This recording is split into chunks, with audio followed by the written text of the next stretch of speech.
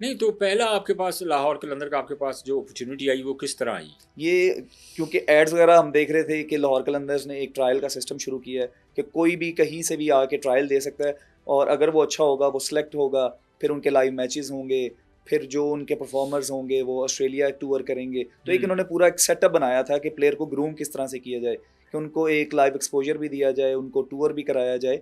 तो 2017 में मैंने लाहौर से ट्रायल दिए, फिर मैं वो वहाँ सेलेक्ट हुआ, वो टूर्नामेंट खेला, वहाँ से मेरा क्रिकेट बॉल का आगाज़ हुआ। नहीं तो पहला जो आपका इवेंट था लाहौर कलंदर की तरफ से वो कौन सा था? राइजिंग स्टार के नाम से लाहौर ने करवाया था, लाहौर में कज़ाफ़ी स्टेडियम में। अच्छा। सिटी वाइज टीम बनी थी और मैं लाहौर को उसमें रिप्रेजेंट किया था।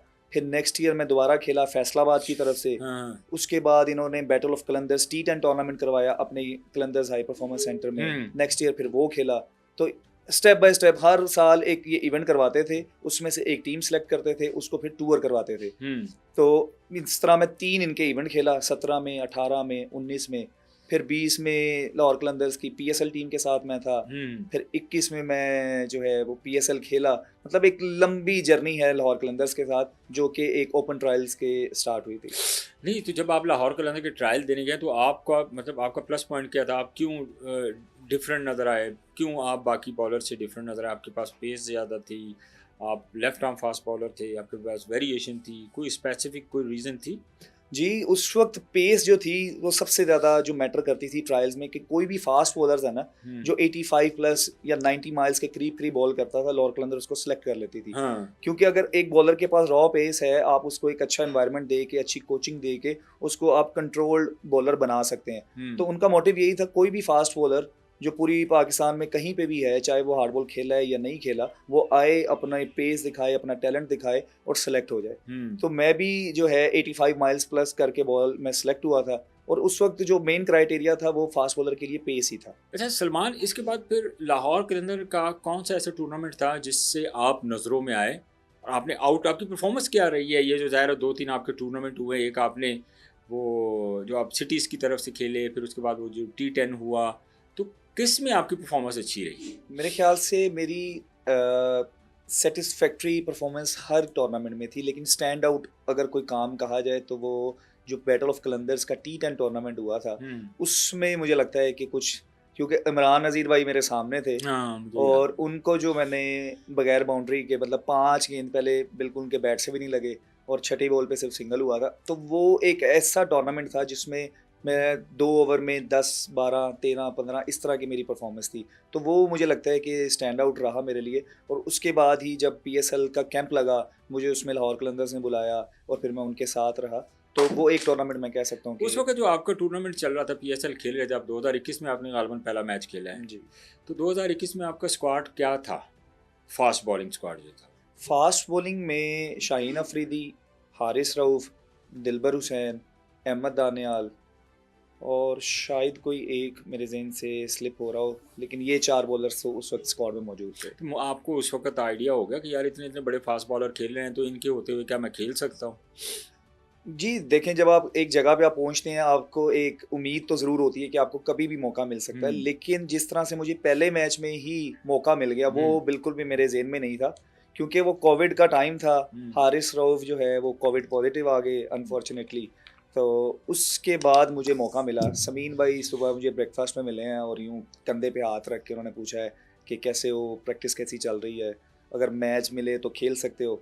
तो मैंने कहा जी मैं तो बिल्कुल रेडी हूँ। मैं तो ज़ेन अपने दिल में, तो हर इंसान ने एक एम बनाया होता है, माइंड आपने प्रिपेयर किया होता है कि जब भी मौका मिलेगा तो आपने उस मौके को जाने नहीं देना।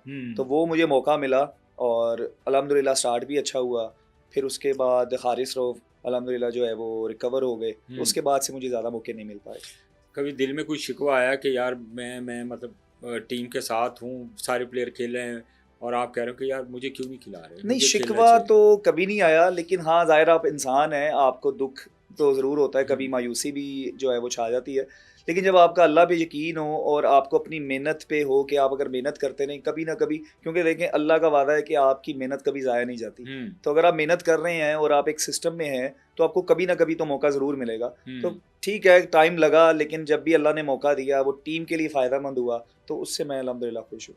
नहीं वो तो ज़ाहिर है, फिर एक लंबा अरसा भी आया, एक गैप भी बिटवीन दैट टाइम आया कि आप लाहौर कलंदर की टीम के साथ भी नहीं रहे, तो वो भी एक टाइम था। तो ज़ाहिर है वो जब आप टीवी पे मैचेस देख रहे होते थे तो उस वक्त तो बंदे को फील होता है कि यार देख मेरी टीम है और मैं ही नहीं खेल रहे हैं, तो मतलब मैं टीम के साथ भी नहीं हूँ, क्योंकि वो एक मेमोरेबल मोमेंट्स जो हैं वो आपकी टीम के साथ गुजरे होते हैं, प्लेयर्स के साथ गुजरे होते हैं। उस वक्त तो बंदे को थोड़ा फील होता है ना।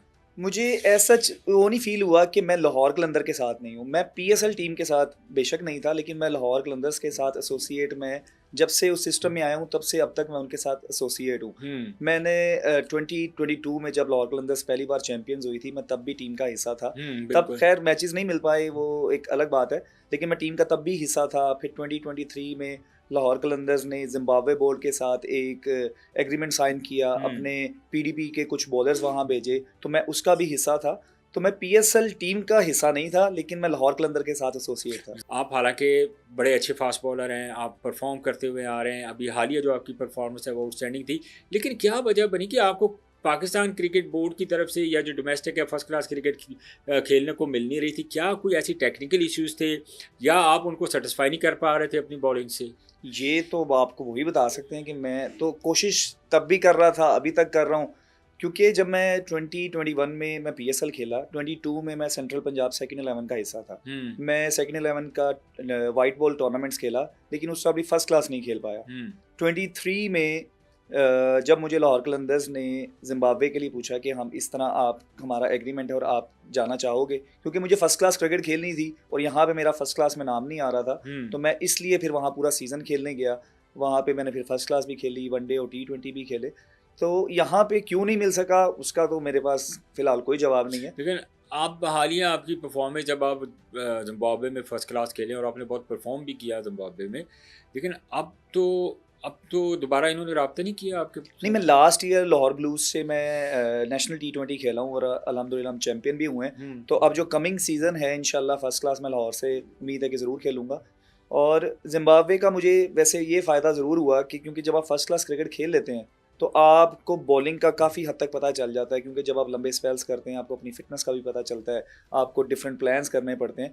तो उसका मुझे, चाहे मैं पाकिस्तान में फर्स्ट क्लास नहीं खेला, जहाँ भी खेला, अरे वहाँ 4 डे क्रिकेट तो थी ना जी, तो 4 डे क्रिकेट का आपको सबसे ज़्यादा फ़ायदा ये मिलता है कि आप अपने आप को टेस्ट कर सकते हैं। तो उसके बाद जब मैं दूसरी क्रिकेट में आया, यहाँ पे मैंने नेशनल T20 भी खेला, फिर 2024 में लाहौर कलंदर्स के साथ मैंने गयाना सुपर लीग भी ग्लोबल सुपर लीग खेली गयाना में। तो मैं लाहौर कलंदर के साथ एसोसिएट था और जो एक क्रिकेट का सिलसिला चल रहा था वो एक चलता जा रहा है अल्हम्दुलिल्लाह। लेकिन आप जब गयाना में खेले तो आपकी परफॉर्मेंस वहाँ पे बहुत अच्छी रही है, तो उसके बाद आपको एक उम्मीद पैदा हुई कि ये जो कमिंग सीज़न है 2025 पीएसएल का, इसमें मैं पीएसएल की नुमाइंदगी करूँगा? जी, वहाँ पे एक ऐसा मैच आया जो अगर देखा जाए तो हम ऑलमोस्ट हार चुके थे। 4 ओवर्स में 27 रन रिक्वायर्ड थे और उनकी 4 या 5 विकेट्स अभी रहती थी। तो वो दिखने में तो बाहर से ऐसा ही लगेगा कि मैच ख़त्म हो गया, लेकिन वो जो मैच हम जीते थे, मैं और फ़हीम, हमारे 4 ओवर रहते थे, तो वो हमने जो मैच जीता है, मैंने 2 ओवर 4 रन्स पे किए, 2 आउट किए क्रूशियल, फिर फ़हीम ने भी अच्छी बॉलिंग की और हमने वो मैच जीता। तो जब मैं उस मैच के बाद बाहर आया, समीन भाई बहुत ज़्यादा खुश थे और उन्होंने उस वक्त मेरे से प्रॉमिस किया कि अब जो कमिंग पीएसएल आएगी वो आप लाहौर कलंदर की तरफ से लाजमी खेलोगे।